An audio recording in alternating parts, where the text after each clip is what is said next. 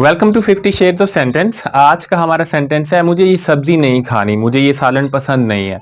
So you want to से to your wife और your mother and ऐसा कुछ बना है कि आपको पसंद नहीं है और आपने ये मना करना है कि मैं ये नहीं खाऊंगा। So here are the 10 different phrases, sorry sentences that you can use to say that आप वो नहीं खाना चाह रहे। So number 1, I don't want to eat it, मैं ये नहीं खाना चाहता। या I would rather eat something else, मैं कुछ और खाऊंगा, ये नहीं खाऊंगा।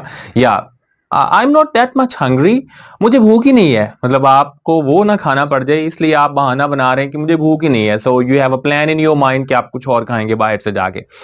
या फिर oh this vegetable you keep on repeating it, तुम रोज ये पका लेती हो यार, मुझे नहीं खानी ये।